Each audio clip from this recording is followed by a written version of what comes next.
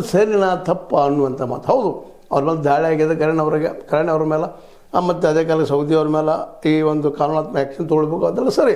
ಆದರೆ ಅದೇ ಕಾಲಕ್ಕೆ ಬ್ಯಾಂಕಿನ ವ್ಯವಹಾರಗಳನ್ನ ತಡೆಸುವಾಗ ಸ್ಟ್ರೈಕ್ ಮಾಡೋದು ಎಷ್ಟು ಮಟ್ಟಿಗೆ ಸರಿ ಅಂತೇಳಿ.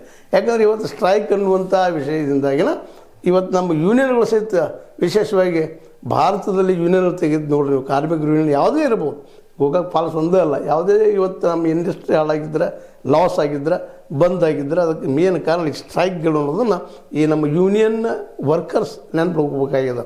ಸ್ವತಂತ್ರವಾದ ಮೀಡಿಯಾಗೆ ಬೇಕಾಗಿರುವುದು ಸ್ವತಂತ್ರ ಧ್ವನಿ. ಆ ಸ್ವತಂತ್ರ ಧ್ವನಿ ಉಳಿಸಲು ನೀವು ಮಾಡಬೇಕಾದದ್ದು ಇಷ್ಟೇ. ಅದೇನಪ್ಪಾ ಅಂತಂತಂದ್ರೆ ನಿಮ್ಮ ಕೈಲಾದಷ್ಟು ಸಹಾಯ ಈ ಚಾನಲ್ಗೆ ಮಾಡಿ ಹಾಗೂ ನಿಮ್ಮ ಧ್ವನಿಯನ್ನು ಕಾಪಾಡಿಕೊಳ್ಳಿ.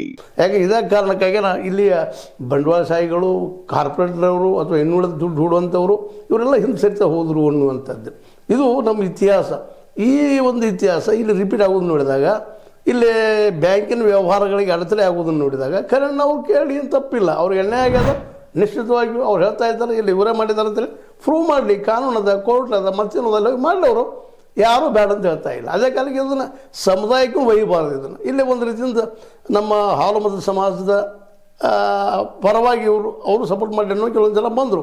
ಇನ್ನು ಕೆಲವೊಂದು ಜನ ಸೌದಿ ಅವ್ರ ಕಡೆ ಇದ್ದಂಥವ್ರು, ಅವರು ಹಾಲುಮತದವರು, ಅವರು ಈ ಹಿಂದೆ ಬಂದರು. ಅಂದರೆ ಜಾತಿಗಳ ಮಧ್ಯದಲ್ಲಿ ಗದ್ದಲ ಹಬ್ಬಿಸುವಂಥ ಕೆಲಸನೂ ಇಲ್ಲಿ ನಿಧಾನಕ್ಕೆ ಈ ರಾಜಕೀಯಗೊಳ್ಳೋದನ್ನು ಗಮನಿಸಿದಾಗ ಇದು ಸರಿನಾ ಅನ್ನುವಂಥದ್ದು.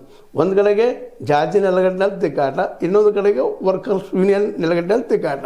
ಈ ಯೂನಿಯನ್ಗಳ ಬಗ್ಗೆ ಇನ್ನೊಂದು ಮಾತು ಈಗ ಹೇಳಿದಾಗ ನಿಮಗೆ, ಈಗ ಇವತ್ತೇನಾದರೂ ಗೋಕಾಕ್ ಫಾಲ್ಸ್ ಹಾಳಾಗಿರ್ಬೋದು ಅಥವಾ ಇನ್ನುಳಿದ ಯಾವುದೇ ಫ್ಯಾಕ್ಟ್ರಿಗಳು ಇವತ್ತು ಬಂದಾಗಿರ್ಬೋದು, ಬಾಂಬೆಯಿಂದ ಅಥವಾ ಸೂರತ್ ಅಂತ ದೊಡ್ಡ ದೊಡ್ಡ ಫ್ಯಾಕ್ಟ್ರಿಗಳು ಬಂದಾಗಿದ್ದು ಈ ಯೂನಿಯನ್ಗಳ ಅತಿ ಸ್ಟ್ರೈಕ್ ಮಾಡೋದ್ರಿಂದ ಇನ್ನೊಂದು ಸಹಿತ ಅಷ್ಟೇ ಗಮನಾರ್ಹದ.